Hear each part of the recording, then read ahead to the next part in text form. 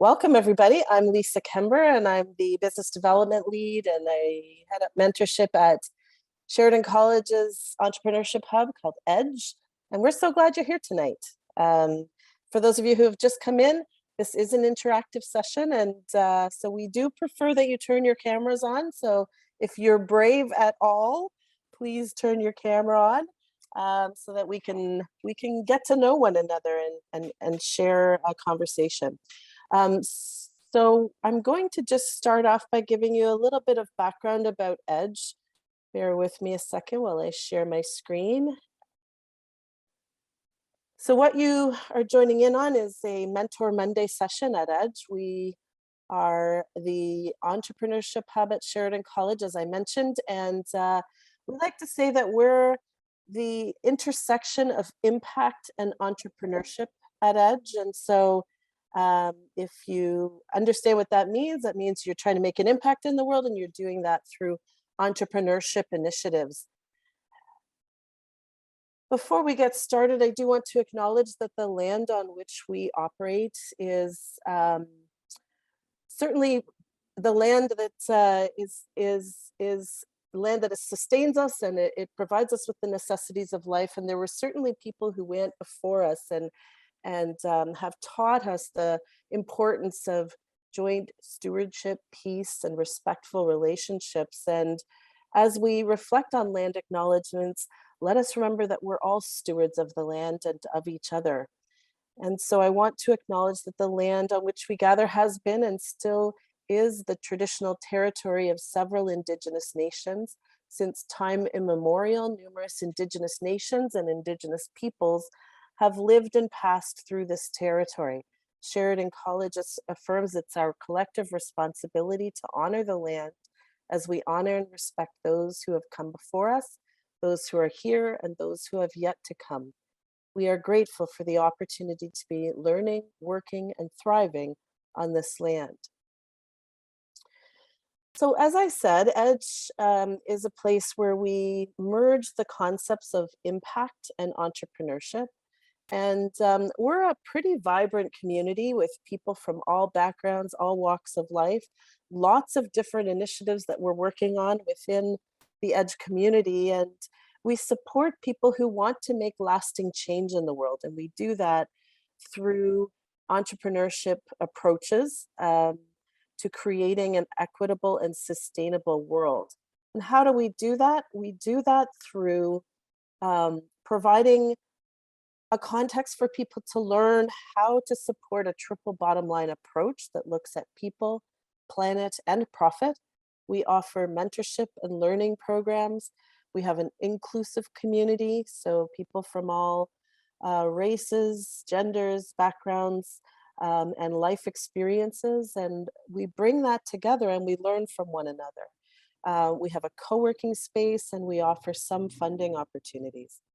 We connect Sheridan students to startups and to opportunities for startups to leverage student support to get their initiatives off the ground.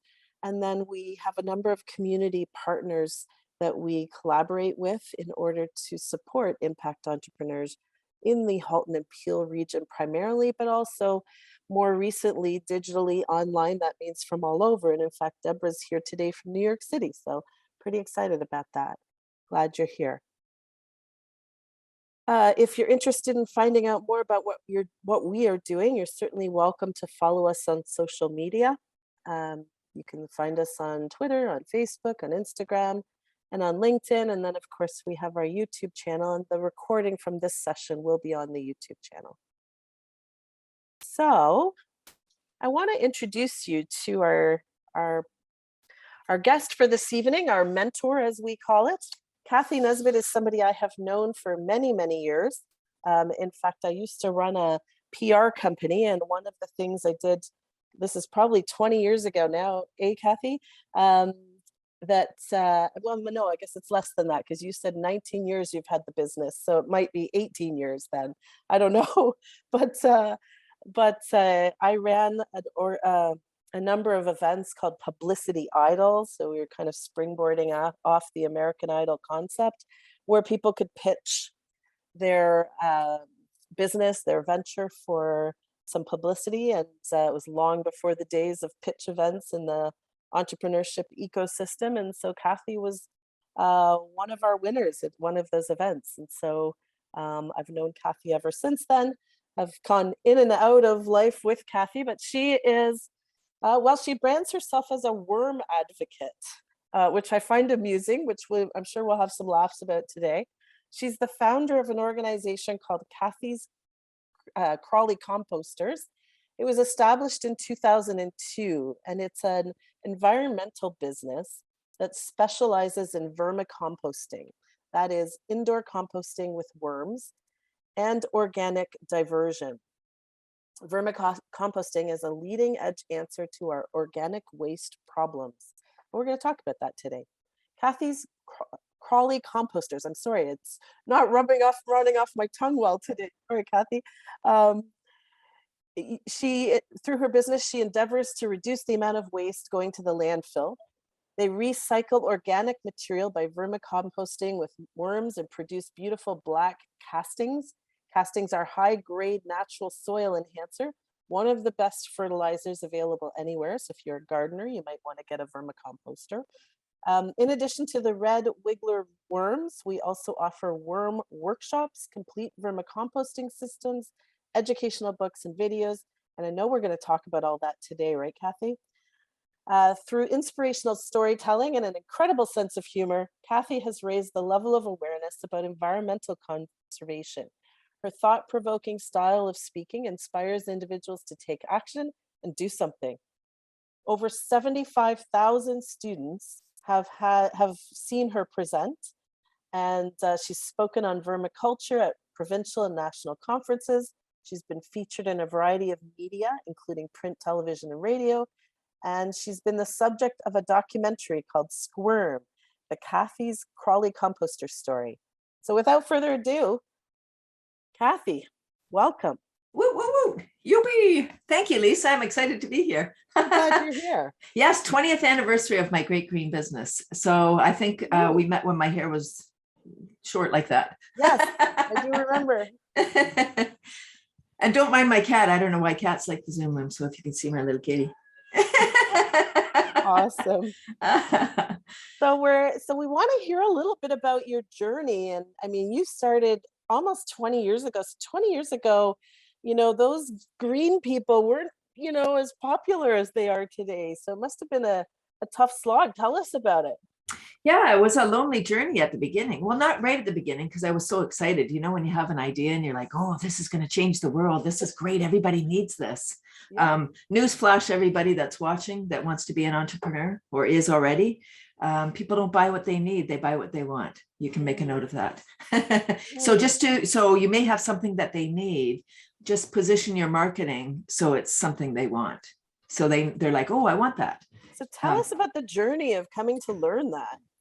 Yeah. So what I'm promoting is indoor composting with worms, vermicomposting. It's the same idea as outdoor composting, except it's done inside.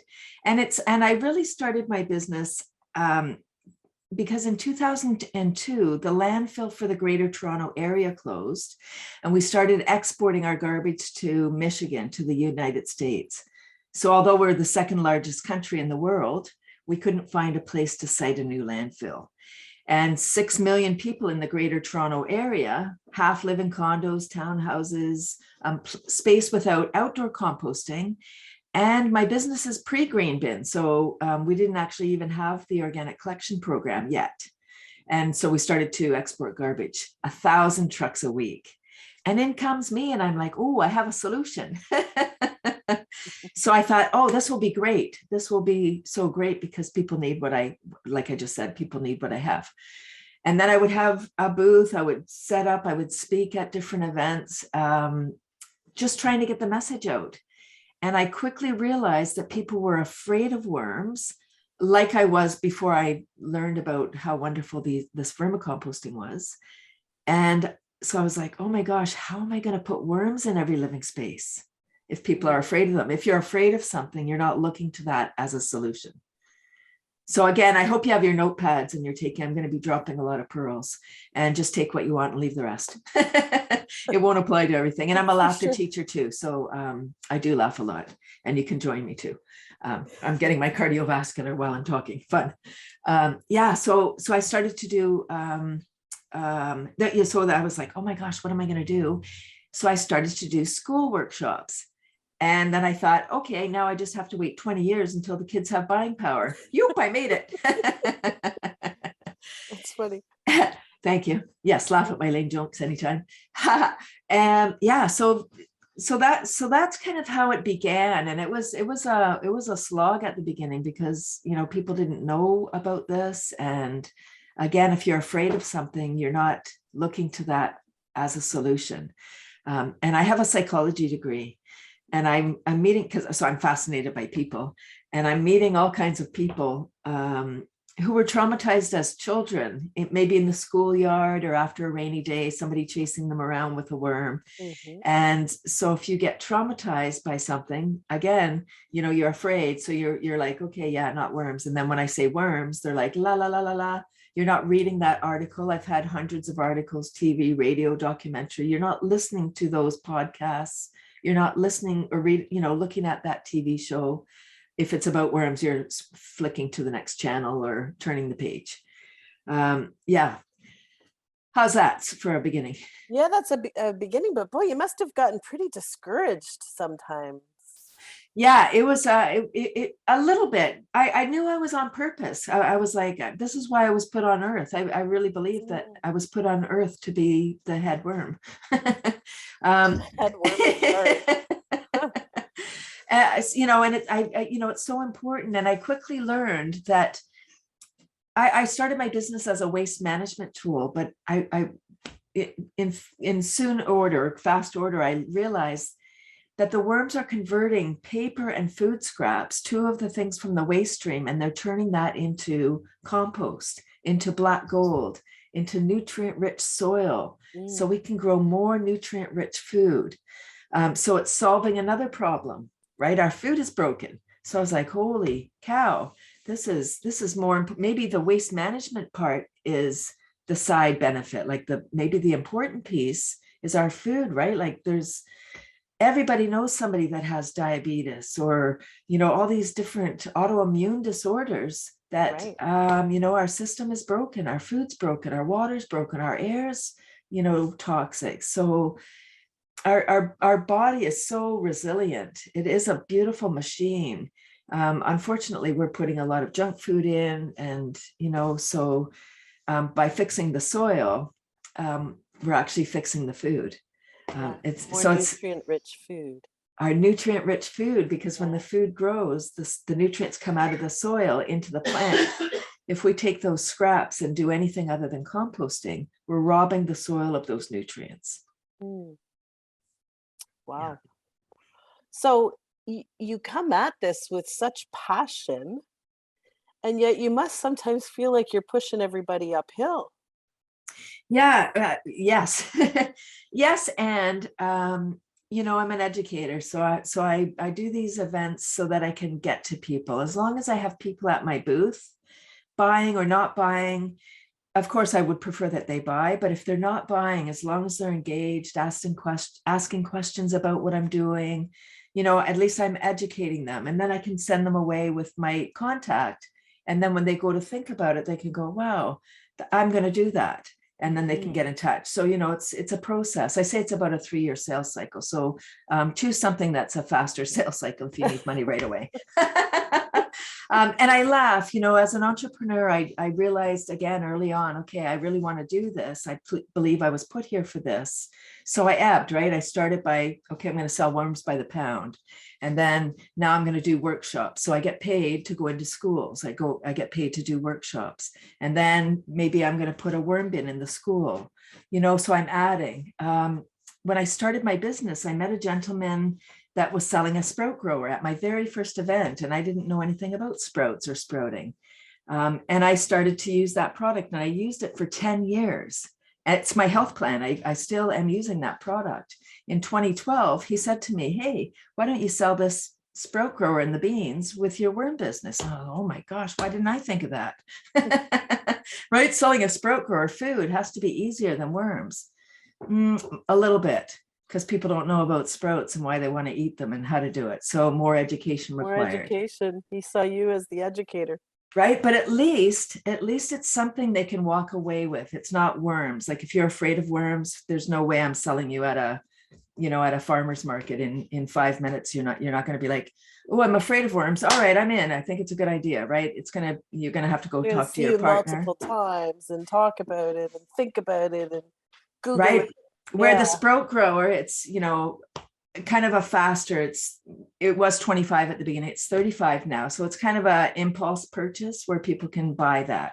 So again, I'm dropping things like you may have a big ticket item and that's going to require some education. You may have some smaller items so that everybody, if you're going to be doing exhibiting, so that everybody that comes to your booth, they drop some money on your table.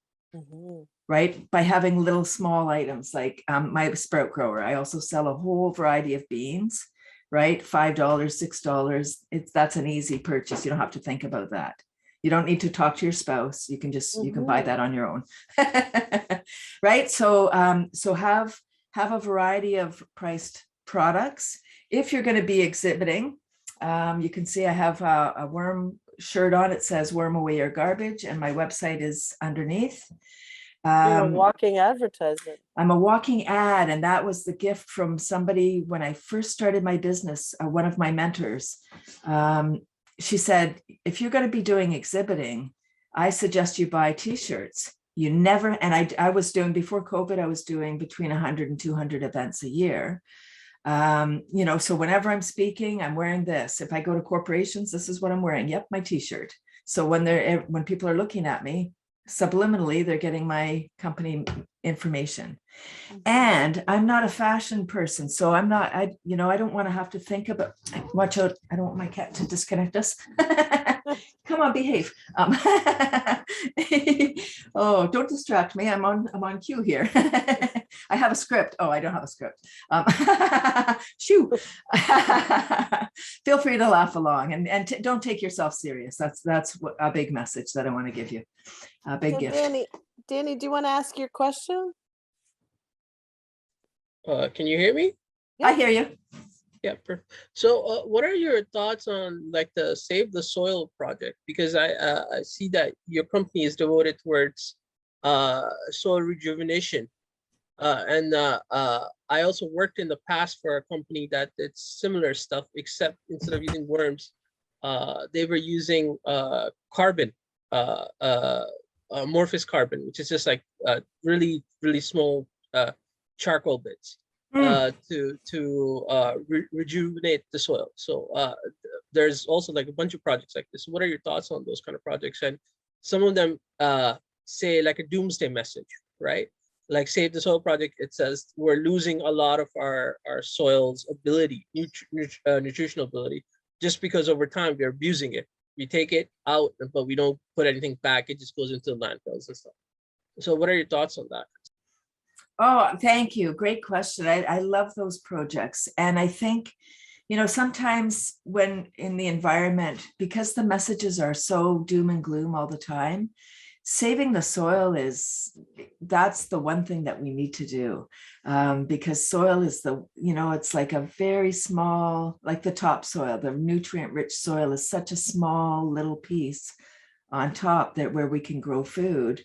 We need once we create too many deserts, once we take all the nutrients are gone and all the good soil blows away, I think that's going to be the nail in our coffin. I do. I think it's really good. The challenge is with how do you do your messaging so you're not too off-putting, like, it's too overwhelming, I'm just going to continue, because people generally don't want to change. They don't want to do anything different. Like they want to do their part for the planet as long as they don't get inconvenienced. That is kind of the challenge, isn't it? I mean, after 20 years, I think I might be, not that I am at all putting this on you, you don't seem that way, but I think I might be a little discouraged. Oh, I've had my moments for sure. I've gone to events and, you know, because that's what I'm going to say as well. If you're going to have make sure that the events that you choose are relevant to your industry. For example, I've done so many events, like just like, okay, I got to be there. I got to be there, thinking I had to educate everybody. Sometimes people are too far away for you like for right now. Like if somebody doesn't even know about composting, or you know, they may be too far away for me to get to. I mean, I would suggest going after kind of, they say, the low hanging fruit, so that you can get your business Right. going, create a reputation, do great customer service.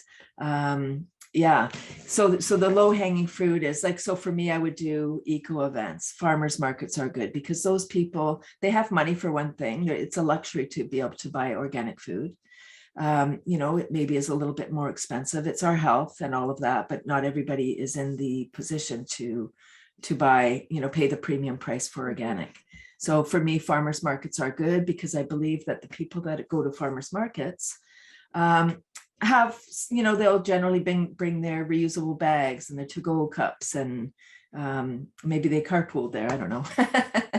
Or took the bus. No, they didn't. Maybe they drove their e-car, I don't know. Yeah, good theory.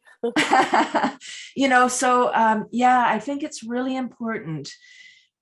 For sure, self-preservation is essential when you're pioneering something. And I'm not saying that I'm the first one that thought of this. I just feel like I'm marketing it better or more than somebody else. I chose to take this on full time. And I said, universe, I don't want to have a part-time job. And it's fine if people are, you know, they have a job and they're starting their side gig, that's fine.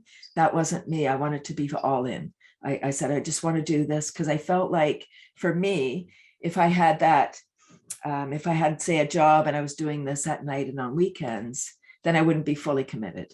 That then it would be like, oh yeah, I have my security blanket over here. I have the money coming in, because I believe when you're hungry, that's when you're motivated to make those calls, to do the things that are uncomfortable, Right. which is, you know, picking up the phone or emailing people or turning your camera on.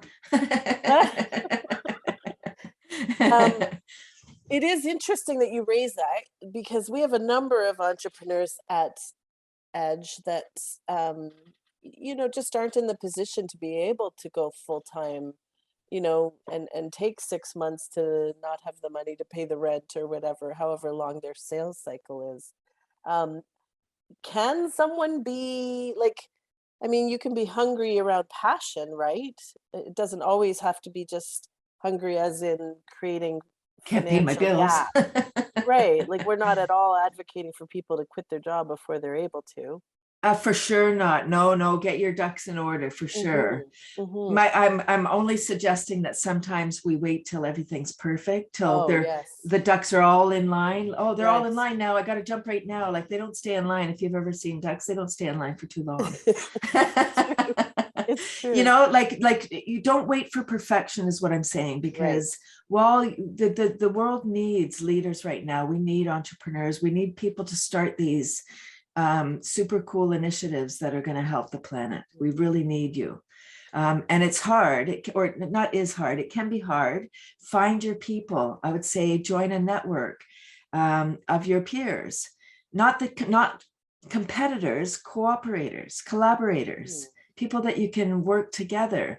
You know, if you've got something, you've got one piece, like for me, okay, so I have a worm composting business. I could partner with somebody that had, and I have a sprout branch. I could partner with somebody that has a microgreen business, somebody that has,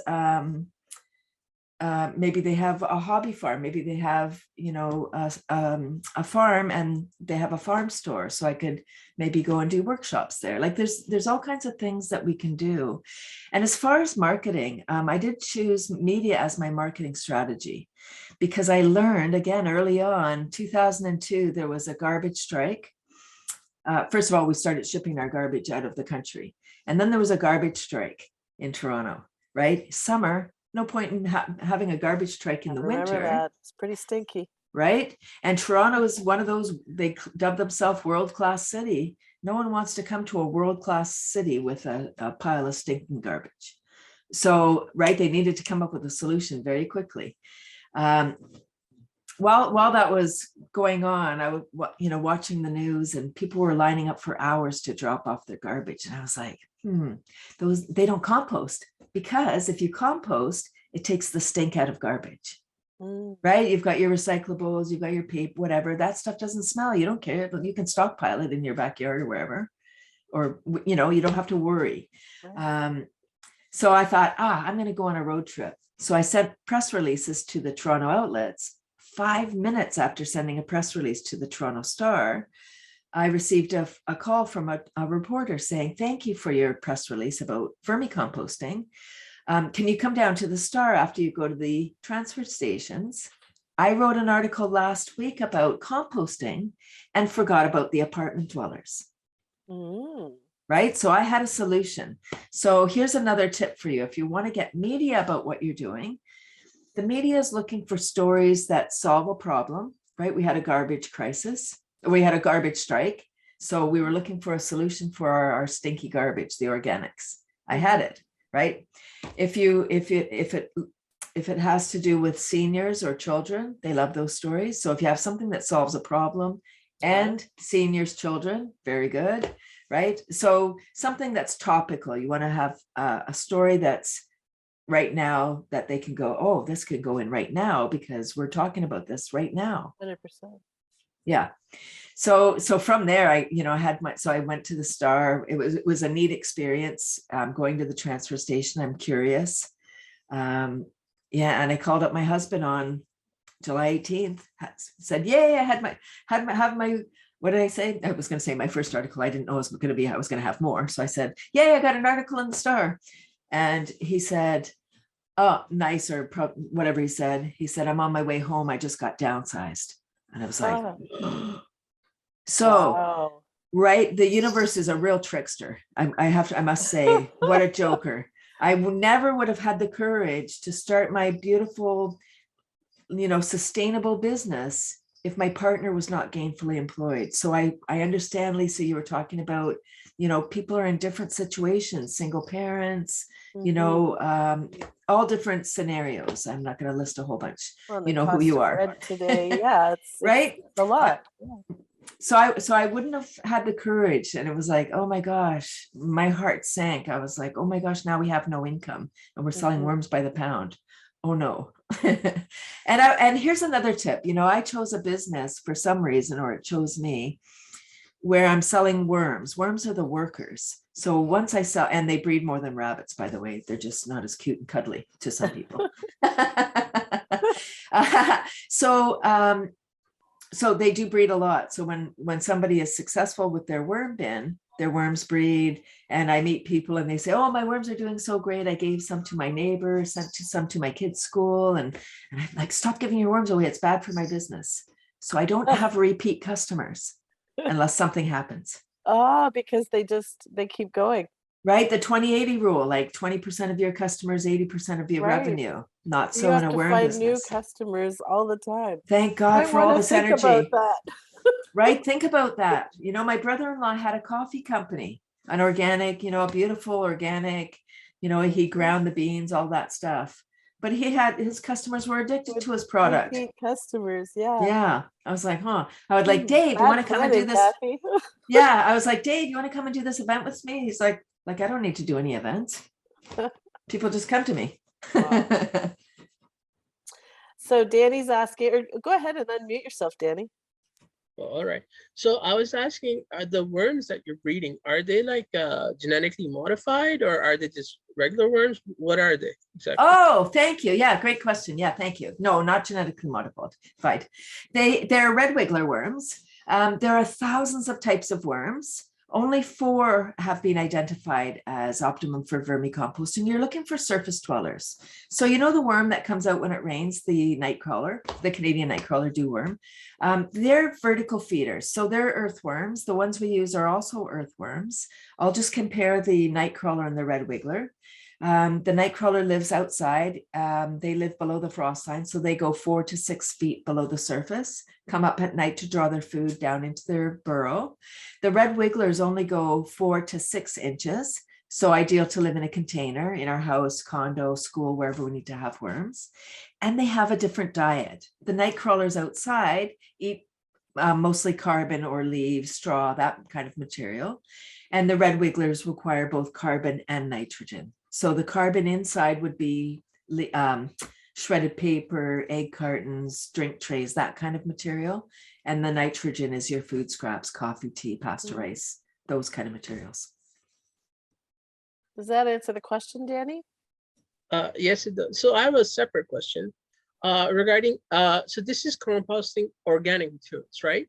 Yes. Have you ever looked at a biological, like, I'm asking this because you seem to know quite a bit about worms, a biological creature which can break down inorganic, or even like if you put in inorganic and organic material, it can somehow separate them when it breaks it down. So like right now, the worm is breaking down organic material and creating a nice nutrient-rich soil, but one that could do sort of like separate.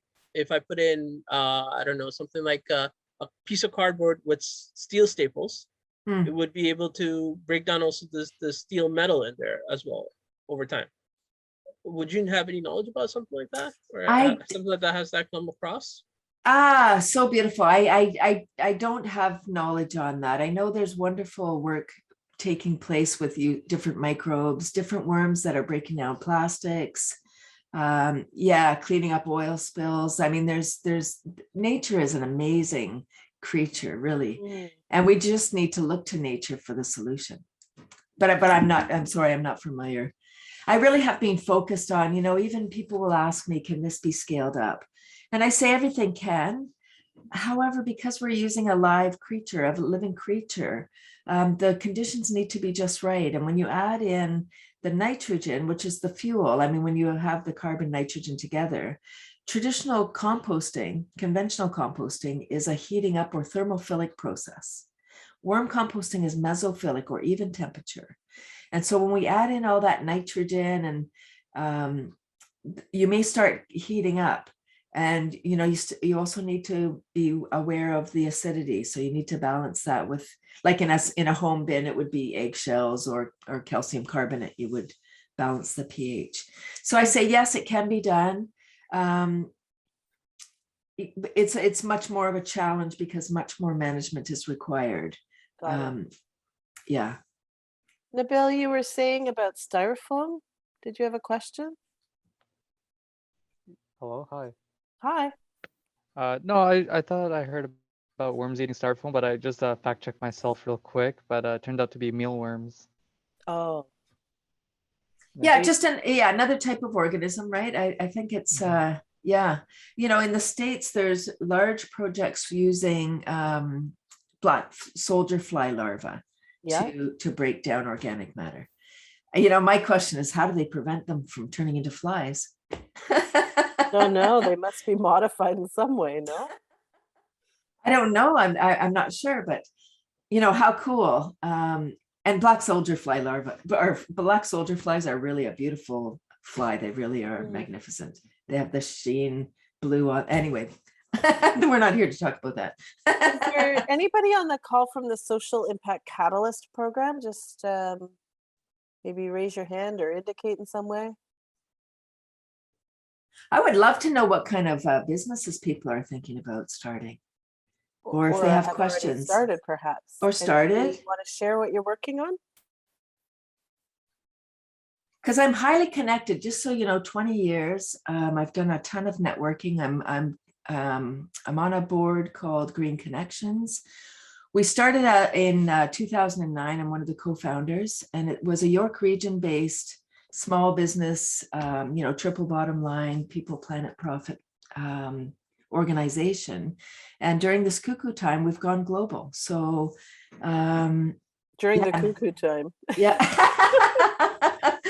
So what are you going global with? Sorry, I'm not sure if I'm clear. So we're a monthly networking group. we have speakers come in, and during COVID, we've had speakers from around the world Awesome. educate us on, what environmental initiatives are going on in their countries. We had a woman speak about, she's got I think it's a 1,000,000 tree program or 10,000 trees. I can't remember what I should know, but she spoke and she went to COP26. So she Wow. spoke like the day after she got back from Germany. And it was just, so it's really cool. One of our board members is working with terahertz, which is all about, wow, yeah. 5G and the internet of everything. Wow. And it's just, so it's really amazing. So what I want to say is, in business, it's really who you know. It's like people say, it's not what you know, it's who you know. And even one step further than that, it's who knows you. Who knows you, right? Who's calling you? Who's getting in touch with you? Who's referring you? Right? Because of course you need to know visibility stuff. is important, but part of that visibility is building your network. Right. Cathy, this is a topic that comes up a lot at Edge, in entrepreneurship group, young entrepreneurship groups, or I don't mean necessarily age young, but new entrepreneurs maybe. How do I build a network? I've been working a job so long, or I'm a student. How do I go out and get to know people in the sector that I'm focusing in? What advice would you have for them? So, yeah, thank you. Yeah, I mean, there's so many networking groups, like tons of networking groups. And now we are coming back in person. In person is better, I must say. But, online, it's depending on the type of business. I say, actually, as soon as I said that, I was thinking, a lot of business is done virtually now. So you don't even need to be in the same country. Person, but it's nice. Yeah, I mean, you don't even need to have people that are local. Yeah. For certain businesses, right? Like mine, I don't ship my worms out of the country. I ship across Canada. But I do have my sprouter, and I have a laughter business. I have all different branches that I can reach people around the world. So depending on what your market is, I would say, again, the low-hanging fruit, join your Chamber of Commerce. It's usually 150 or something for the year. Depending where you are. Toronto might be more expensive because I think their Mississauga is more than that. I think it's about 500 a year, but yeah. Okay. Yeah, because they're bigger chambers. But you don't even have to join. You could just go out to the events. You can go to the events. I just, sometimes it's nice to be in the directory. Depending on your business, again, like if you're a caterer, you might want to join the chamber and then offer your services for when they have events. Right. As an example, yeah. As an example, or, sponsor a breakfast or something so that you can let people try your wares. I wish I knew. Go to these events though, Cathy, how do you connect with people really? Okay, so that's where some preparation comes, right? You want to have your elevator pitch, your 30-second thing, because you often have, depending on the group, if it's a really big group, they usually don't give people 30 seconds to introduce themselves, because right, if there's 80 people, it's going to take all day. And usually those events are an hour, 2 hours. Right. So I would say have your pitch. Like a great thing to do is have a couple of questions. When I was going networking, I'm rusty right now because it's been a while, but I would say, if I'm promoting my worm business, I would say, are you concerned about the environment? And then I would say, like, if nobody answers, because you want to get engagement, you want them to be engaged. Yeah. So asking a question engages the mind. The mind wants to answer the question. So as soon as I would say, are you concerned about the environment? People would say yes. And if they didn't answer, I would say, are you? And wait, pause. And another thing is always stand up when you're introducing yourself. Always stand, even though if everyone's sitting, because you want to stand out. So stand up, stand up and stand out. It's a small thing, but people will notice you. So stand up, stand out, and don't start talking until you're fully standing up. Because what people do is they're nervous. So at these events, people are like, oh my God, my time's coming. Oh, what am I going to do? What am I going to say? And then it's their turn. So they stand up, and as they're standing up, they're introducing themselves, right? The shuffle of the chair. Don't do that. Just breathe, take a nice breath, stand up calmly, and look around the room. It's hard. It takes practice. Look around the room, pause, make eye contact with everyone, and then say whatever my question would be. Are you concerned about the environment? Yeah. Wonder what more you can do? Get Yeah. worms, I say. I'm Cathy from Cathy's Crawly Composters. What do I say? I'm a worm advocate, raising awareness about the benefit of using red wiggler worms to convert food scraps and paper into nature's finest fertilizer. Ask me how you can turn your garbage into black gold. So that's where you have an opportunity to introduce yourself. What if you're just at an industry event and you're sitting in sessions and you just are, you could literally sometimes, I mean, I don't think you could because you're super outgoing, but people could show up to a conference and never really meet anyone and just attend all the sessions. It's hard sometimes if you don't really know people in the sector. How do you get to know them? Okay, so that's a confidence thing. It really is, and it's essential. Business is done with people you know, like, and trust. Think about when you're buying something. I mean, not at a box store. When you're supporting an entrepreneur, you want to know that person, and if you don't like that person, you're not supporting them. It's that simple. Say that simple. So something that people can do to build up your confidence. I know it is a challenge. It is a challenge. I am outgoing. I have no fear, and it's 20 years. I've got a lot of years of practice under my belt. Believe me, I've gone to many networking things where I drove in. I saw how many people were there. I drove out. Oh, me too. Where I've just like, this is too And yet, scary, right? both of us, people would look at us and say we're outgoing. So I'm glad to know you've done that. Oh, I've done it where I'm just like, oh, like if you're not in a good Can't do state, it. you can't go and Yes. do it, right? You Yeah. got to like do your power pose. If you haven't heard of power posing, it's like, standing with your arms in a Wonder Woman pose, or, Wonder Man for the guys in the group, right? And just like your wings are back and you're just like, you're fully open. You can, if you're able, look in the mirror and stand like that, like stand 2 minutes, looking yourself in the eye, like, and you can say affirmations. I am a good person. I'm a good businesswoman or man, Whatever it is that I've you got need to- this. Yeah.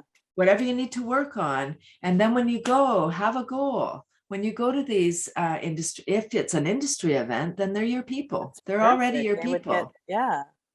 You'll be able Go to with find your questions. people there. Yeah. Yes, just ask questions. People always want to talk about themselves. So Yeah. it's fine to just say, hey, what brought you to this industry event? Oh, where are you from? Are you local? How long have you been in the industry? Like, these are easy questions that just inspire the conversation. Mhm. Sometimes you need to get away from people at networking events because people are afraid, so they might cling on. Mhm. And so you may at that point just say, oh, let me introduce you to somebody. And then you introduce them to somebody and you're on to meeting the next person. and you're on. And it's not, because networking is not friendship. It's building your network. It is about meeting people and building relationship, but not everybody is going to be your customer. And when you go networking, I would say don't even look at people to be your customer. You're looking to see, who do they know? Everybody knows people, right? The 6 degrees of separation. Everybody knows somebody. So you can go with, I would say a wonderful, valuable thing to do when you go networking or when you're out and about, always be promoting yourself. And it's hard. Like if you're like, oh, I can't promote myself. If you want to feel like it's too much ego or something. Right. But if we think of sales as service, we're helping people. Like as an entrepreneur, I know that I'm helping the planet. So every pound of worms that I sell, every composter that I sell, every workshop that I provide, I'm raising awareness about this valuable thing that I'm doing, so people can decide to do it or not. But with every person that I meet that, that I'm able to let them know, then people don't forget me. Like when, you know, not people say, well, I've never met a worm advocate before. So I say, you're welcome. Hi, nice to meet you. Right. And then they're like, oh, I met this cuckoo woman. And I used to think that people were going to promote me. But, you know, as soon as you stop going to that networking event, you disappear. So you can't just go once and go, okay, yeah, I went to the chamber. Now I know them. Yeah. Now I know them. They know me. I'm going to go on to, like, think about if you have, oh, using my brother-in-law, if you have a coffee business, right? Look at all the competition out there, all the franchises, Yeah. and then all, you know, how are you going to be heard in that noise? So you got to be, it's building relationships, but building relationships in a way that people want to promote you. Ask people, how can I help you? When you say to somebody, what do you need today? How can I help you today? Then they're going to say, oh, I'm really looking for people that want X. And you're like, oh, I was just chatting with someone at the coffee station. You should I meet know so-and-so." somebody. And then you can connect because we're doing service. When we're connecting, I'm a connector. So I'm always thinking. It's a skill that can be learned. It absolutely is. And when you're, see, it's the law of reciprocity, folks. When you give something, people have to give back, and maybe not back to you, but to somebody else. Why do you think Costco gives away samples? Because when you get a sample from Costco, you got to buy something. I know you don't go there just to get the samples, but Well, you know what I'm saying? Maybe I do. Wait. Go for lunch.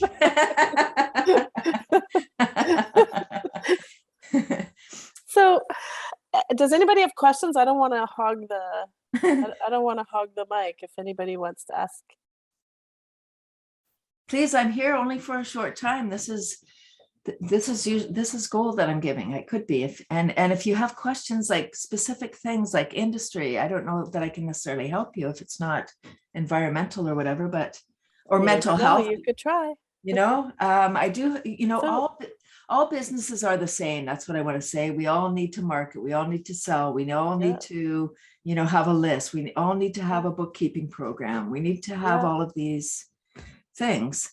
We're just flogging different products or services. That's all. Right. So you've been running a social enterprise really for 20 years. Things have changed a lot as it relates to social enterprises and social impact organizations. How has the evolution and understanding between balancing people, planet, profit, how has that growing understanding supported you? Has it made life easier for you in any way? Absolutely. Oh my gosh, thank goodness for the young folks, right? The people like my demographic, they're like, oh, nah, my grandmother used to compost or whatever. And, you know, they're kind of like, my generation is sort of like all about convenience. So the younger set, no, they've had the climate crisis. They've been learned about it since, you know, kindergarten. Yeah. And it's, you know, we can't come up with solution until we have problem. So luckily we have lots of problems. So there's lots for people to do. And I say that tongue in cheek. You know, yeah. Right. We can't come up with, so it can't be like, oh, I have this basket of solutions. I can't wait for problem to come along. No, problem comes first. Right. So yes, this is absolutely, you know, I hope we can do something on time. The planet will be fine, but you know, the people are going to be struggling in the end. It's going to be so hot. It's, you know, it's going to get smaller and smaller as the ocean rises, and people are going to be flocking to northern Canada. We're all going to be living in Canada.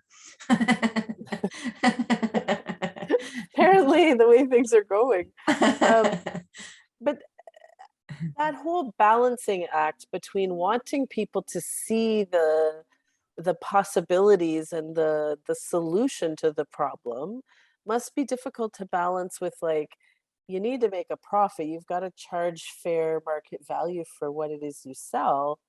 And then, you know, there's also the environmental crisis, which I know you're passionate about wanting to try to address in your contribution, your chosen area of contribution. So, you know, have you ever thought like, oh, I should have done this as a nonprofit and just been giving out these things? Yeah, you know, over the years, I thought, because I'm actually proud to say that I've never applied for funding myself. I've never received funding.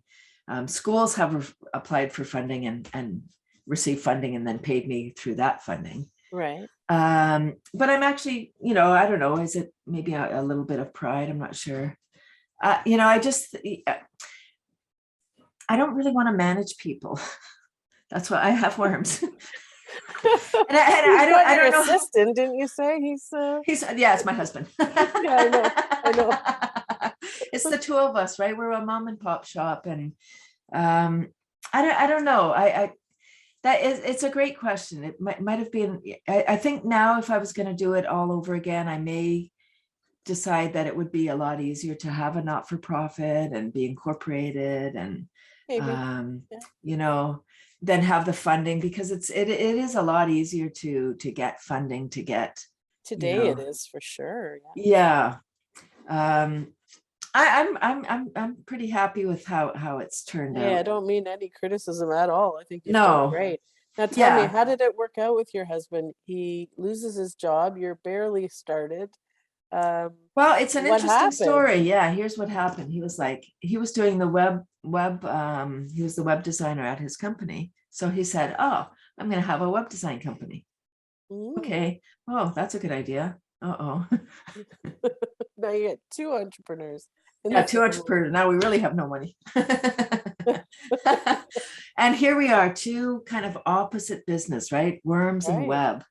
Worms, like, okay, I have no competition, like the green bin or waste haulers. That's my competition. Yikes. Okay.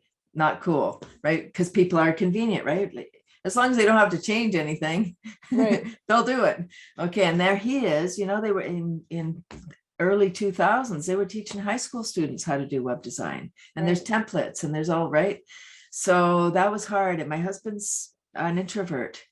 So going networking. So anybody that's listening or watching here, and you're like, oh, networking, it sounds so scary. How do I go and talk to people? That was my husband. But he learned. No, he didn't. But you used to bring him out. Oh, well, yeah, okay. He would go sometimes, but it was rare. It was painful for him. It was very hard. That was awkward. So I would go, I would have his cards, and I would say, da-da-do, I would do my worm part. And then I'd say, oh, and if you need a website, my husband's a web guy, and da-da-da. So I would get some business for him. Promotion. A little bit, but again, that's hard. A web business is hard because it's creative business. You have to interpret, what do the people want? What color do they want? They say they want this. And so he was doing templates, like I think it was something like $500, 5 pages for $500. Oh, people are picky. And not that I don't mean they're picky. I just mean like it's $500. That's it. Off the shelf solution, right? They don't want, they want it customized, and it's like, no, you don't get custom for when you get a template. Right. So, for about 5 years, he had his web business, and then about 5 years in, we had a chat, and he's still my web guy. Like, so I'm his exclusive customer now. And he's the head worm technician. So we merged our together, and our business grew because, we, rather than being divided with two kind of separate things, we came together, and yeah, it works. You got to love your partner if you're going to be working with them, for sure. For sure. Like this COVID time has shown that it's a challenge for people to be together 24/7. Can be. But that's another topic. It is for sure. Do you think the orientation right now in terms of government funding seems to be oriented towards solving some of these big issues in the environmental space, as it relates to social imbalances? But do you think, had that funding been available, the vision would be different, or do you think it matters? For me, if the vision for me would have been different, I don't think so, because my goal is worms in every living space, and that was my goal in 2002. It's still my goal. But about 2012, one more person said, "Ooh, worms in the house," and I'd heard that many times over the years. But 2012, that one person, it hit me in the heart. And I was like, oh my gosh, people don't want what I have. I didn't know. So that was 10 years in. 10 years in, thank goodness, right? All this energy. And when you're on purpose and you're passion driven, the time goes. And I really would encourage people to choose something that they really are fired up about. Right. Because when you're really passionate about something, like rather than chasing the money, Right. that's all I mean. Do something that's going to pay you for sure. But something that you can feel really good about, because when you're on purpose, it just helps on those low days when, you know, nobody's coming to your booth, or, you know, nobody's buying, or, you know, they're just walking by. I remember I did an event at the exhibition, and it was for the Sprouter business. I partnered with the designer of the Sprouter, and I was like, oh my gosh, not the CNE. Like, this is a health food product. Right. People don't go to the CNE. People are like eating their deep fried butter. Like, right. it's fine. Like, no judgment. They're there for fun and fair and eating junk Right. food. That's what you go there for. And I knew it was going to be that. a tough sell. It was going to be tough. So I said, I'll give you 3 days of whatever it's with 2 weeks or however long. So I was there 3 full days, the whole like 12, 14 hours, whatever it was. Whew, it was exhausting. It was exhausting because people weren't stopping there. Like, they didn't want what we had. They definitely didn't want to look at, you know, while they're eating their French fries. No, they don't want health and wellness. So again, know your market. No, like, don't Right. just say yes to opportunities. But here's another thing: when you're just starting out, and you're like, how do I get paid for, you know, what I want to bring? So you can negotiate. Everything's negotiable. Like, your fee for speaking, if you speak, like, that's one way to get your message out. You may need to work your way up to that, you know, do your power posing first and go introduce yourself around Right. at the events. Right. Right. But speaking is a beautiful thing. It's a beautiful thing. And if you're not comfortable, you know, sign up for Toastmasters, or, you know, some speaking organization where you can practice speaking, because it's really important. We need to do our pitch. We're pitching all the time. Either it's in front of from a stage, or it's one-on-one at a networking event. Right. Right. So be comfortable with what it is that you're promoting. Know your pitch and have it down. And back to media, you know, I chose media as my marketing strategy. If you're going to do that, you know, you're going to send out press releases, or you're like, because having someone write about you or report about you is much more valuable than paying for an ad. Right. Right? Because people know, oh, you paid for that ad, you know, that's an ad. And you know that. If it's an article, it's like, it seems like it's unbiased. Sometimes it isn't. Sometimes you give them the content, it's fine. For sure. But you know, what I want to say with that is just be ready for that. If you want to go after media, make sure you have a good headshot. These are good things that you should have, or you may want to have in your toolbox anyway, if you're planning on being an entrepreneur. Because of social media, you can do your own media, you know, reach. And that's a whole nother talk. And I don't even have a cell phone, so I'm not the expert at social media, but I am all over social media. It's just that I'm at home on my laptop or my desktop. So you want to have a good headshot. I know we all have cell phones and stuff. If you have a bit of a budget, getting a professional headshot is a great idea. If not, you know, have someone do it for you. That's fine. Have your blurb, have a short bio, which maybe is 50 words, and a longer bio, maybe 200 words. Because the medium, depending on which outlet you're going after, people are going to ask you. Like, I'm doing podcasting now. During this time, I've had over 85 podcast guest appearances, right? Just telling my message. And then I get exposed. The worm advocate. Right. And then I get exposed to their people. Like, people are like, oh, you should have your own podcast. Well, then I'm just talking to my own people all the time. Right. If I'm talking to all these other people, then I get to say my message over and over and over and over and over, which is great because I like my message. Right. But so So when you're going on podcasts, they're always going to ask you for your headshot, and they're going to ask you for a bio and the links to your, your website, your social links. Is there anybody on the call who wants to share what you came to this session for, and we can answer your questions or provide input for you? Yes, please. I'm going to start picking on people soon. Colin, what did you come to this session for? Are they there? Is anyone there? I don't know. Maybe nobody's there. We're looking at black bricks here. Ben.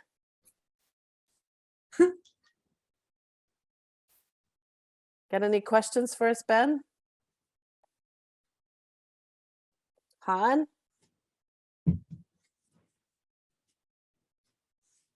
Anybody? Because I don't know if this is valuable. I hope it's valuable. Right. We're just talking away here. It'd be good if you provided some input.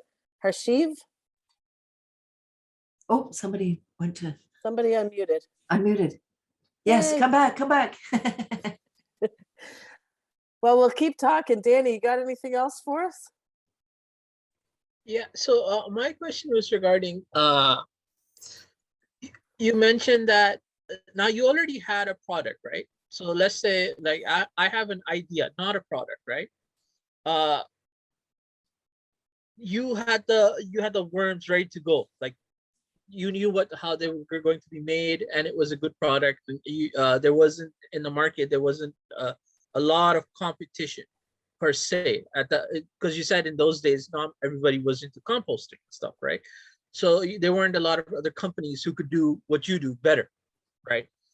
What if you have an idea, but there are already companies on hand ready to go, and you don't even have a working product? So for example, someone mentioned an idea to me for like an app, a fun little app for highlighting different ways of voting, how you vote. So the major way, even in Zoom, I think they also have a polling system, but we use in Sheridan, we use D2L, they have a polling system, but all of them, they all tabulate votes the same way, which they call, I believe it's called first past the post voting system, where everyone puts in a vote, whoever has the largest amount of votes wins, right? That's the idea behind it. But this voting is very old, very archaic, and their new better system. And someone said, hey, you know what, I want to make an app just for families where they can put in votes and stuff, and it will use a different algorithm to tabulate their votes. There's different theories behind this and everything.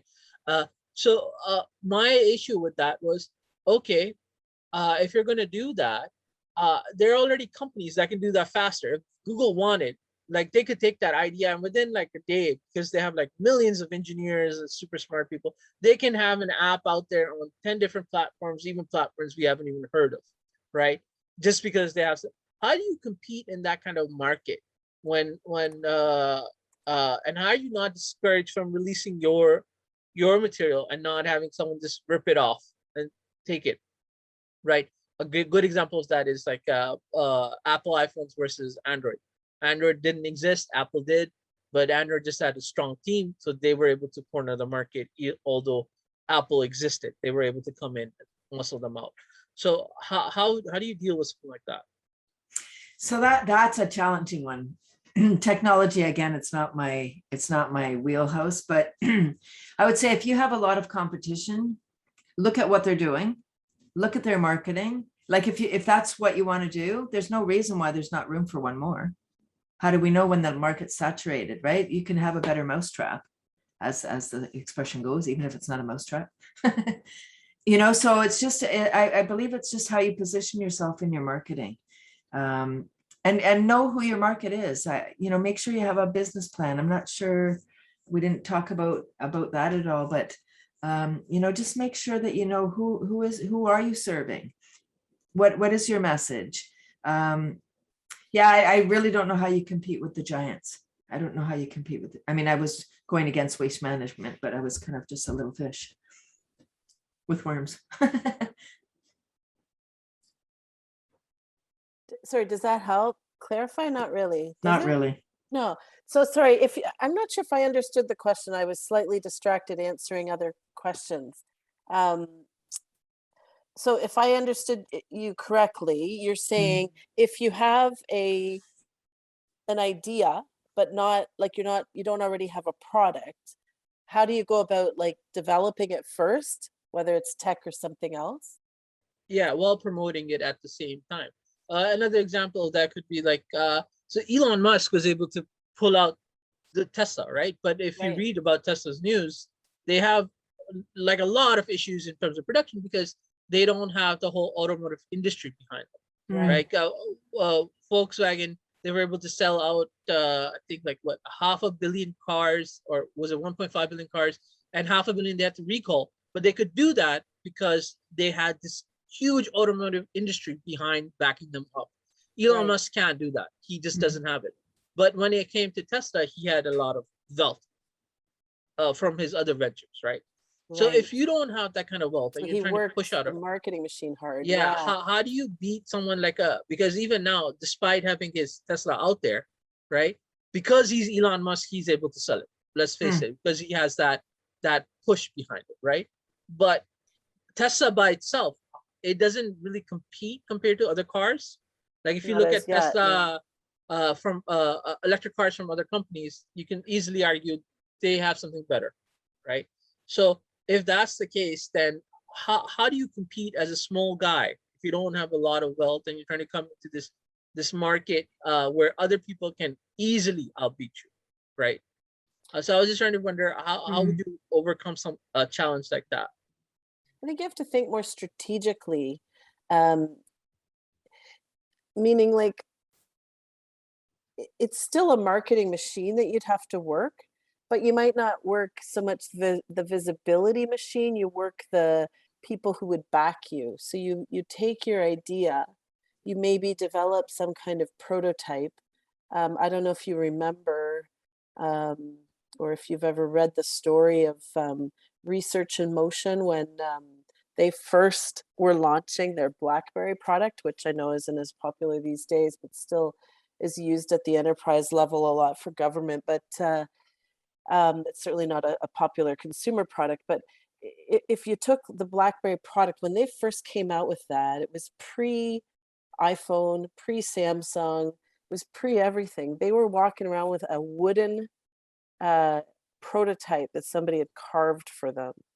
And they were going from investor to investor, from a telecom company to telecom company, working relationships, right? One relationship after another. They'd talk to somebody, the door would slam in their face. They'd open another door, that door would slam.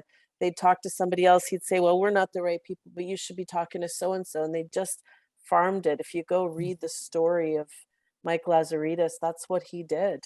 He literally, him and Jim Bazzelli, they literally shopped it around day after day, year after year, until finally somebody bought in. That comes from a place of passion, right? Not sexy, Danny. That's just hard work and passion, right? Well, then I also have another question with regards to that. So if you're putting in all that work, right? And so how do you, because as you mentioned earlier at the beginning of the talk, that not everyone has the ability to go start your own business, as Cathy also mentioned that she was fortunate that she had a partner who was on a full-time job early on that could support her, right? So how do you not give in to then, hey, if I'm going to put this much time in starting my own business, why don't I just go work 9 to 5? You could. Because nowadays for 9 to 5, it's the same pitch. Before it used to be different. It's like you get a job, you stick with that company. Nowadays it's like, no, you got to network, meet thousands of other people, and they'll hopefully they'll remember you when it comes to getting a job. It's not what you know, it's who you know, right? It's the same pitch now. Starting a business, the same pitch, and getting a job, the same pitch. So how do you go? It's better to start my own company versus why shouldn't I just try to become an executive at Amazon or something like that? Well, you Right? could if that's what you're passionate about. Or Yeah, I because mean, why would anyone go start a business? I don't know. Sometimes I think people who start businesses are absolutely crazy. yeah, Me part of too. me thinks that too. What's that? Sorry. Yeah, I said part of me thinks that too now at this Y- point. Yeah. Because what if you could have the same impact just working, right? Yeah, I mean, I guess if that's what you want to do, a lot of times people who start something new are not looking to do that within a company. They don't want to. They don't want to be constrained by that. Certainly, if you're going to try and climb the corporate ladder, that's a different game. Yeah, and finding the job might be the same. Working your way up the ladder might be the same in terms of networking or whatever.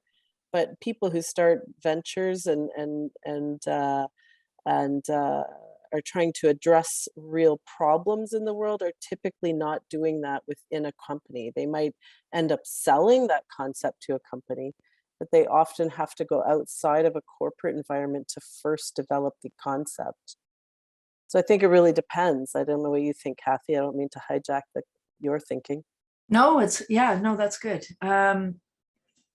I don't know. I was in corporate for 20 years.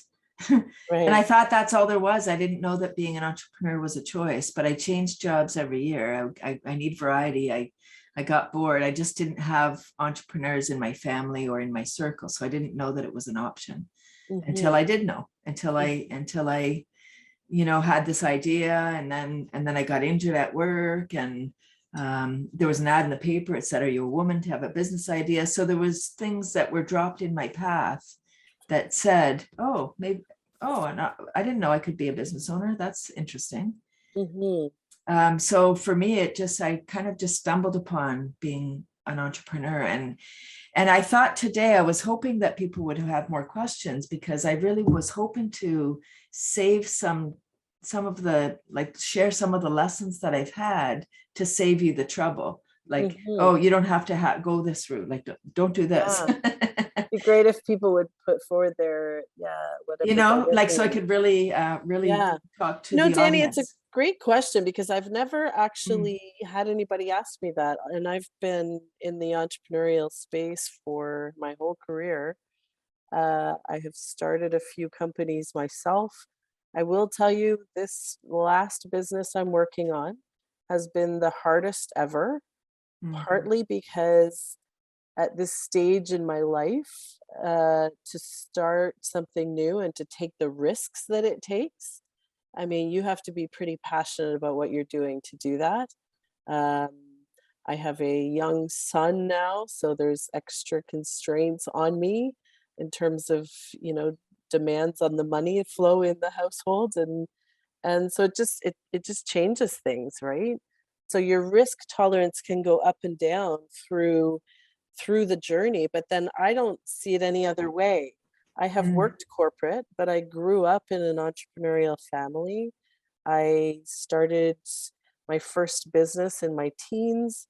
I went on to um, build a couple of companies by the time I was 30, and then went to work corporate. And I was like, how do people do this all day long?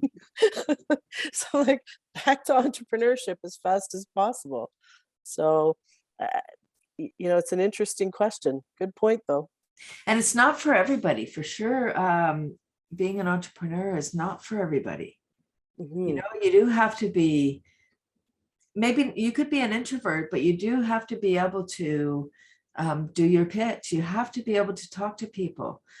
Many people have missed the opportunity to be mentored by me, because I do insist that people either pick up the phone or talk face to face. And if you're not able to do that or willing to do that, then I can't mentor you, because I refuse to. I don't have a cell phone, so I've never texted in my life. I don't know how to do that. But I refuse to just go by email, because I want to know who you are. And I think that really says something. For the time that we're in, like, just looking at this room, I really appreciate, Danny, that you turned your camera on. I really, Hmm. really appreciate it. I really thought I wasn't going to be taking, and nobody's asking questions anyway, but I thought I wasn't going to take questions from anybody that didn't have their camera on, and there isn't any questions, which I'm a little bit sad that there's no questions, because I feel Hmm. like I'm this gem sitting here with all this experience willing to answer your questions if you only ask them. To the best of my ability. I mean, I'm sorry, Danny, I wasn't able to really address your question. But I would say if you're passionate about something, be it an app or whatever, and it is life-changing, either you create the app and then contact one of those companies and say, I've got this awesome thing. How would you like to buy it? For a wackadoo, or get some kind of residual, or they hire you or something, Yeah. Does that answer the question, Danny? Yeah, quite a bit. I would say, that during this time, I would say I've had a pretty neat life because I go after things that I want. But being an entrepreneur, the past 20 years, I've had the most amazing opportunities. I don't have a cell phone, but I was on Twitter. I'm all over social media, not Instagram because I don't have a cell phone. But I was on Twitter because Twitter is where the journalists hang out. Yeah. So I chose media as my marketing strategy, right? That's real time. So, I could talk about strategies for how to get we'll talk media. about that a little bit. You've got so much press coverage. I mean, since the early days at Publicity Idol through to today. I mean, all the journalists, you've seen them come and go. You've got, connections to young and olds. How's that been possible all this time? Yes. And no phone to boot. Like most of us would think, how can you do that? How's that possible? I know, it's so beautiful. It's a great story. So I was on Twitter. So following people on Twitter, you can have like a tweet deck or Hootsuite. There's all different ways to manage your social media. And so you have columns, and I had a column for red wiggler worms. So whenever anybody sent a tweet out about red wiggler worms, I would get a note. I would get a notification. So one day I opened up my thing, and there was a message saying, somebody asked what happens to red wiggler worms in the winter.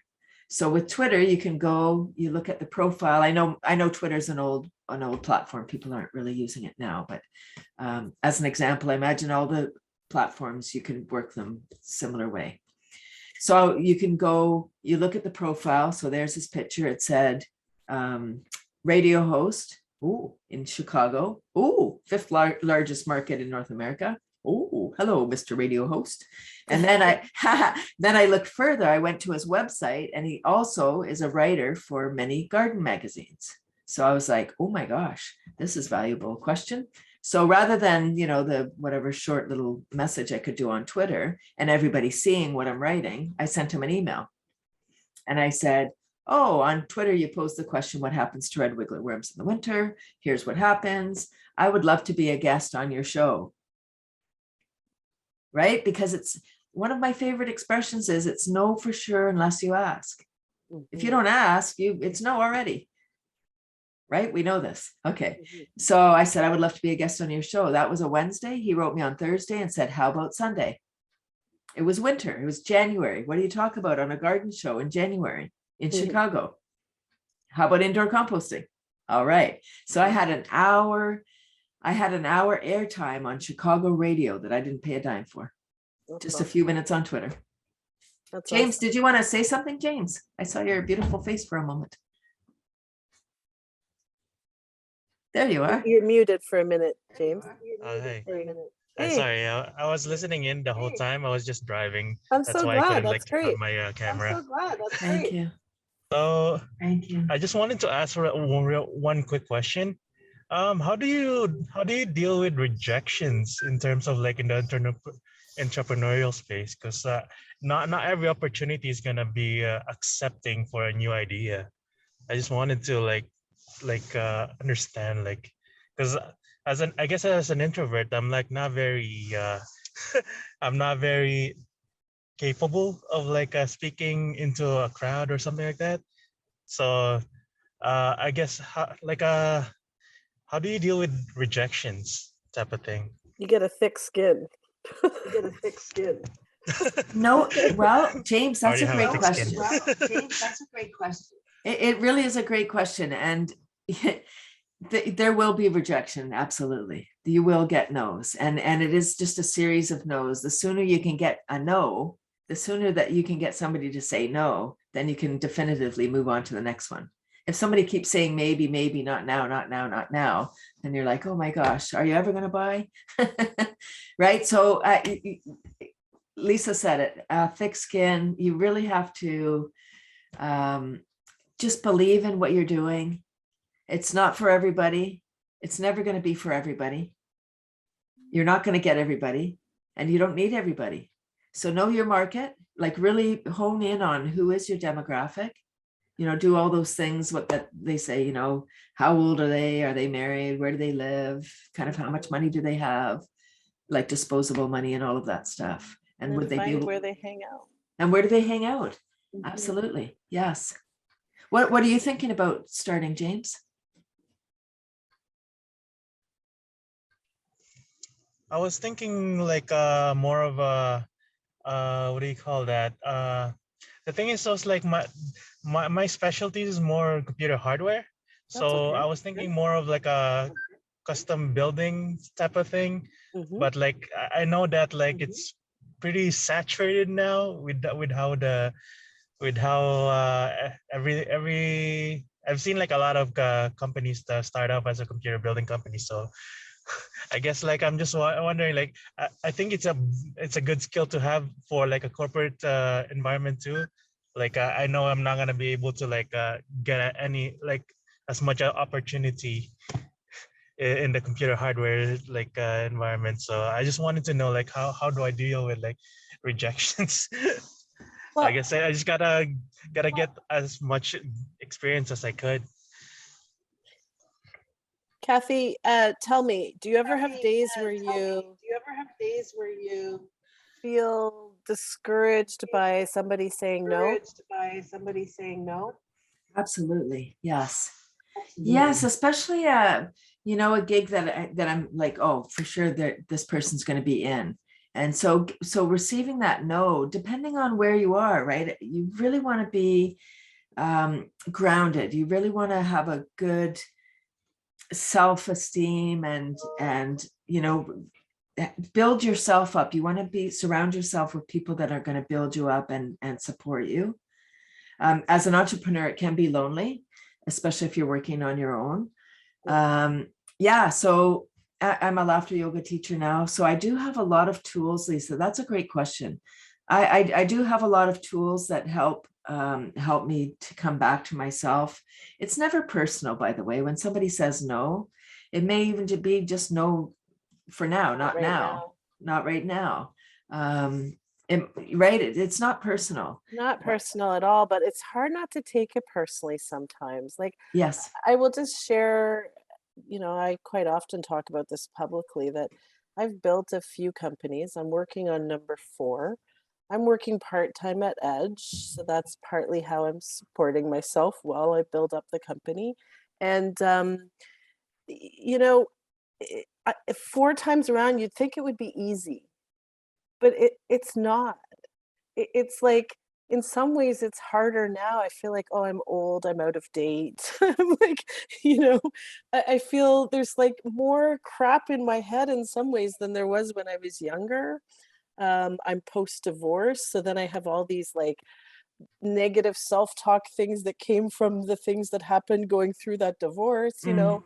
So there's just, it doesn't matter what stage you're in, just that the needs shift. So, you know, in order to build a business, whatever you choose, James, Danny, Christopher, whoever is on the call, whatever business you choose, the market will tell you whether there's opportunity there or not. So you're going to get a lot of no's in order to get to a yes. But if you eventually get to a yes or 2 or 10 or 100, then that tells you you have a market. But you don't know if you have a market till you get like through enough no's to find the yeses, right? So as entrepreneurs, we have to develop a skill of managing our mind, because it's all up here. The game is up here. It's in our brains. It's what's going on in our heads. It's the self-talk. So that's why earlier in the call, Cathy was saying, stand in front of the mirror, put your shoulders back, you know, stick your chest out, you know, look powerful, act powerful, think powerful, so that you can, get past that fear and the things that hold you back and the self-talk that gets in the way. Yeah, don't let your mind hijack you. You know, the voice in your head is not your friend. Like, you would never have a friend that said the things that the voice in your head says to you. Never. Somebody You'd be says, like, no, it don't be doesn't so mean rude. anything about you. It just means they didn't want what you were selling, but the next guy will. Yeah, Yeah. it's mindset. So you know, just be careful about what you think about yourself. Like, think of yourself as a winner, and yeah, become the person that you want to be. And then people will gravitate to you. People are attracted. We're all energy. So if we're confident and we're, you know, saying, here's what I have and here's why you need it. So, like, have your pitch down, know what you want to say, and be confident. And I know it sounds easy. Oh, you know, It's hard every day. it's hard every day. Of course it is. Yeah. Yeah. Does that answer that, James? That helps? Yes, thank you. That helps? Okay. It helps a lot. Okay. So James, Miguel is asking, I wanted to ask how you found out about vermicomposting and how did the worms get needed in this process? Yeah, so I'm from Toronto. I moved out of Toronto, bought a house in 1993, and a teacher friend, I'm an avid gardener and composter, so I was excited to have my own garden and space for composting. And a teacher friend asked me to look after her worm bin for the summer, and I was afraid of worms. But I think that we should try things for ourselves. You know, people will be like, oh, you won't like that. Oh, good. Thanks for saving me the time. Right. So I think we should try things. I knew the value of the worm compost, but I didn't want worms in my house. So I said, okay, I'm going to take on the challenge. I'm going to do this. So I looked after these worms for the summer. It was horrible. In that I would open up the bin, throw the food in and close the lid. So I was a fruit fly farmer. And the fruit flies are not harmful to us. They don't cause any disease in humans. They just bug us, right? Because we call them bugs. So they're doing their job. They're just helping the worms. They're decomposers. But we don't want them in the house, right? We don't want to be bugged by the fruit flies. So I realized after that, I was like, oh, at the end, I got the compost, had to have big gloves. And I said, I'm never going to do worm composting again. Never say never. You never know. And then, right. So that was 93. That was my first introduction to vermicomposting. And I said I would never do it. Fast forward, getting my psych degree. 2000, I graduated. Started in 85. Yep, 15 years to get my degree. I only went at night. I didn't care about the paper. I just wanted to learn things. I liked going to school at night. So 2000, I graduated, got a job at a group home working with challenged adults. I loved it. They had 10 homes and a farm, and they didn't compost. So I was like, oh my gosh. It was the first time that I realized people make all this food waste and then they just pay to get rid of it. Like, it's just like, it's not even anything on there. They just pay money. So I was like, oh my gosh. So I spoke to management about composting. Why don't you compost? You know, they had a vocational program. They had a farm. It didn't even make sense. And so the greenhouse manager said, oh, they said to me, we don't need the fertilizer because we have cows. So they had cow manure, right, to fertilize their gardens. So I was like, okay, you're still paying like a ton of money to get rid of this stuff. Like, you're still spending money like unnecessarily. So I said, why don't you compost, and then you'll have something for some of your clients to do. You'll have more nutrient rich soil. Like, you'll save money. And the greenhouse manager said, why don't we do vermicomposting? And I was like, oh my gosh. Oh no, the worms. Oh no, the worms, right? Like, have you ever done something and you're like, oh, this is so exciting, and then you do it and it doesn't work out the way, and you're like, oh, I'm never going to do that again. And then somebody says, hey James, why don't we, and you're like, oh no, I don't want to do that again, right? I tried that. Okay, so that's what happened to me. I got that feeling in the pit of my stomach. No, but then I realized it's an institution. They're not going to get worms tomorrow, right? They have to have meetings. They have to find the money. They have to decide if it's a good idea, all blah, blah, blah. So I was like, okay, So I started to do research because the internet was here then. It wasn't in 93, right? So I'm researching. I was like, oh my gosh, I totally had a shift. I realized, man, these worms, they eat half their weight per day in food scraps. They turn garbage into black gold. They live up to 10 years. They have 5 hearts each. I mean, I was just like, and fear is just the unknown, right? Like if you're afraid of the dark, when the lights get turned out, you're like, I don't know what's going to happen, so I'm afraid. Same with the worms. People are afraid. Like I wasn't afraid of the worms in that way. I just thought they were gross. I just didn't want them in my house. But then when I started to research, I was like, oh my gosh, these worms. And I heard that a pound of worms and their descendants could transform a ton of organic waste in a year. And that the average Canadian family produces a ton of organic waste in a year. So I said, wow, everyone needs a pound of worms. And I'm just the one to put a pound of worms in every house. And my business was born. And then I realized, oh, people are afraid of what I have, or that they're gross or icky. And worms, like on top of it, worm is a bad word, right? Can of worms. I'm trying to change that, by the way. Like when I hear can of worms, I'm like, yay, can of worms. Oh, right. Oh, now you've opened up a can of worms, right? It's always a bad thing. Or like computer virus often are called worms. Internal worms, like parasites, are often called worms. Tapeworms, right? Worm is kind of a bad word. So when people hear worm, they get all like, woo, they get all weird. Yeah. And so when I was doing exhibiting, you know, I think because worms are something that most people don't like, it gave people permission to tell me the stories of worm, you know, disasters that happened. Like, oh, when I was a kid, you know, my brother chased me around or whatever with a worm, or the bully or whatever, put a worm in my shirt. And it's like, don't tell me bad worm stories. I don't want to hear bad things. Get away from my booth. Not really. But, you know, so how do you handle rejection? It was a great question, because it took a long time for me to realize people didn't want what I had.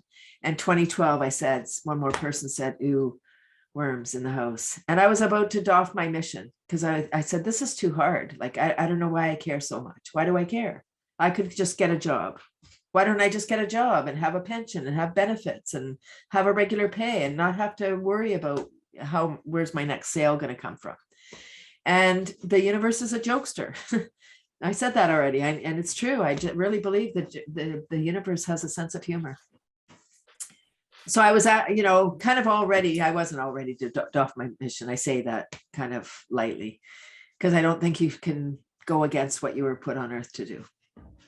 So I was at an event where I took my business training, and they had a speaker. The first speaker was a laughter yoga teacher, and she did a 5-minute intro, just like an intro into laughter yoga. I don't even do yoga. So I was like, laughter yoga, that's interesting. What's that? Cool. And then that same week, I was at a business networking event, hundreds of people. Those are cuckoo events. Like if you're afraid of people, don't go to those hundreds. Jennifer's events, you know? Yeah. So hundreds of people. And the very first woman I met was a laughter yoga teacher. And I was like, what? Oh my gosh. And I said to her, laughter yoga is mainstream. And it isn't. It still is not. It was started in 1995 by a medical doctor in India, and his goal is world peace through laughter. So it's a global movement. There are laughter clubs around the world. Anyway, short of that, I got trained as a laughter leader, got trained as a teacher, and now as an entrepreneur, I've added laughter yoga to my repertoire. And laughter yoga helped me stay in my business. So what do you do? How do you handle rejection?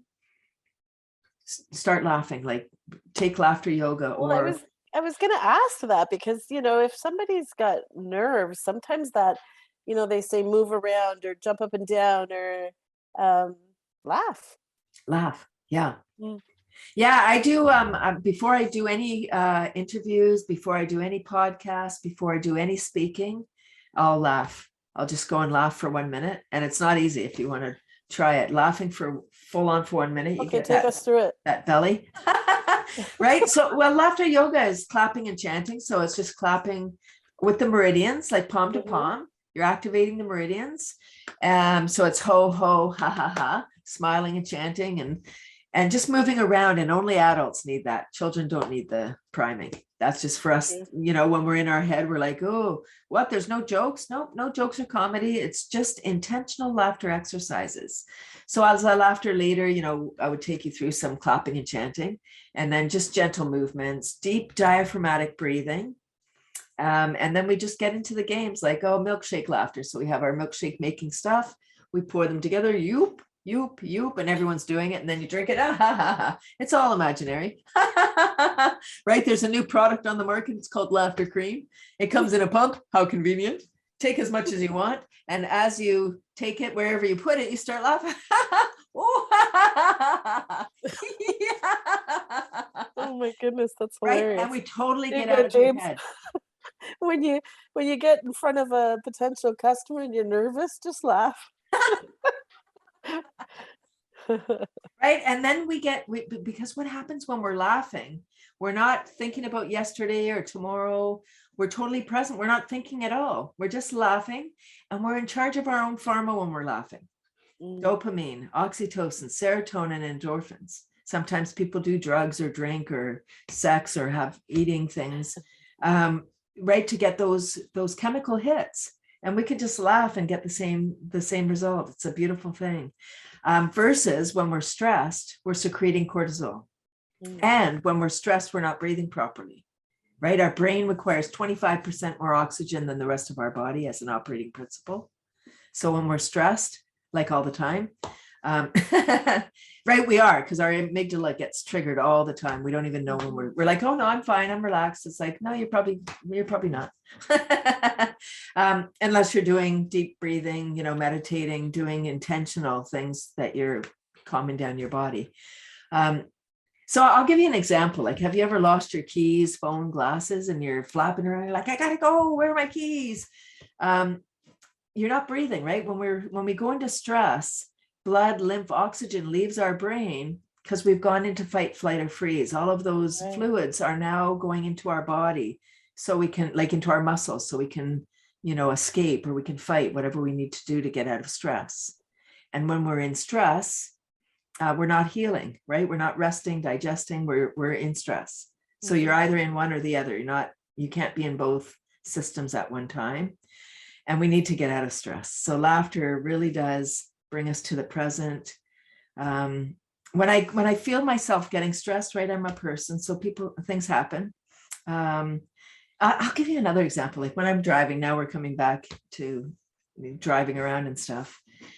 When I get cut off, it's never personal, right? We take it personal. We're like, hey, so that triggers me. I'm like, oh, time to do my laughter yoga. So I flail my arms around. I'm laughing. And so you on the highway, we're like, right? The person, you always know when you've cut somebody off. Like it's usually not on purpose. You just need to scooch in there. You know when you've done it, when you're like, oh, that was a little too close. I probably made that person mad. So they're looking in their rear view mirror and they see me doing this. So they're like, oh my gosh. And I actually get more room because they think I'm cuckoo. And I arrive at my destination, right? I'm like, I feel all relaxed. I've had all the chemicals, the good drugs secreting around in my body. So I arrive at my destination. I thank that person that cut me off because I'm like, oh, good, laughter yoga time. Yoop. awesome. Right? Yeah, I think it's really the bigger piece of advice I would give is to not take yourself too serious. I think I said that earlier, but really, you know, we have, people say one life to live. We actually live every day. We only die once. We live every day. So we have one life. Every day is a new day. So just wake up with your dream. Just take steps. What is it that you want to do? Write down some stuff. When the ideas come, make sure you capture them, because otherwise they'll go like the clouds, right? We get so many thoughts coming and going, and we're bombarded by all kinds of stuff. How do you compete? You got to be visible. But just make sure that you capture what it is that you want to do. You know, is there a market? To find out if there's a market, you can just do a survey, you know, ask people, ask your family, ask your friends, ask them, how, you know, if I had this thing, would you buy it? What kind of price would you pay? Like, they're not committing. You're just asking them questions. Yeah. Just getting a sense of whether there's anything there. Yeah. So we've gone over time, but is Oops. there any other questions? Awesome. Well, I want to say thank you, Cathy. If somebody wanted to get in touch with you, where would they call you?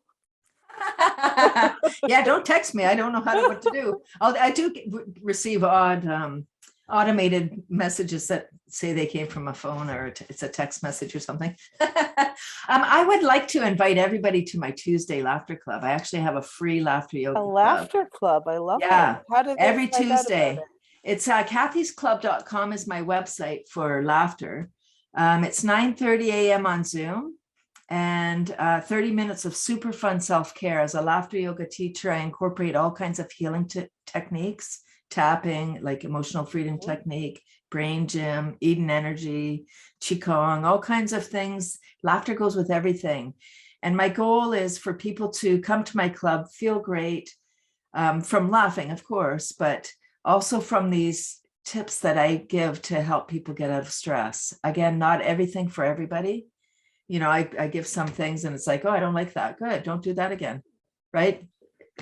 So I have one more question here, Cathy. Han is asking if people continuously say to my product, when is it a good stopping point to reconsider my market strategy or keep going till I get a yes? Like, how do you know if you're going out to do some market research? If everybody's saying no, how far before you wait before you get a yes? Ah, great. So if you get a no, that it's a beautiful thing, and just ask them, oh, like if you're doing market research and you're saying, hey, I'm looking at creating this new widget. Would you buy it? Would this be of use to you? If they say no, okay, they're not for you. But if they say, well, maybe if it did this, like maybe you want to just ask some more probing questions. Like what, well, I would buy it if it, if it served me coffee too, or I would do it if I was able to pack my shoes in it, or I don't know. Right. Depends what they're selling. Yeah. Yeah. It's hard to know because I don't know. I don't have any guideline of what you're thinking about, but just keep it, how far do you go to get a yes? So your market research, if you've asked a bunch of people and this is the product that you've got and they've said, no, they wouldn't buy it. Maybe you either need to tweak it or there really is no market for that. Like maybe the market is saturated. You need to ask more people than you think you need to ask though, probably. Like I know in sales metrics, it's typically 100 conversations to one sale, right? So that's a whole lot more than most people actually do. Yeah, and with this cuckoo time, that we're in, like there's so many ways, so many platforms. There's just so many social media platforms, and there's websites, there's Google, like raw Google searches, there's TV shows, radio shows. I mean, we're just bombarded. I think anything, if you can create something that saves people grief, like some time, like not necessarily a time-saving device, but something that can take away their stress or just make them feel good. Yeah, I hope that was helpful. Oh. Yeah, it was great. Thank you. And so, sorry, just to repeat the question earlier, how would somebody call you? Oh, yes. Phone number they can reach you at? Yeah, they can reach me at 905 775 9495. 9495. And my worm website is cathy'scomposters.com. Yeah, that's good. All right, I've typed it in the chat, everybody. So thank you, Cathy. I appreciate you being here. I know for those who were listening in, it looked like based on the messages that there was good value here, even if they weren't asking questions. So thanks for being here. We appreciate it. We're grateful to you for your time and your energy. I know you put a lot into these things. So thank you for being here. Appreciate it. Thank you, Lisa. Thanks, James, for turning on your camera too.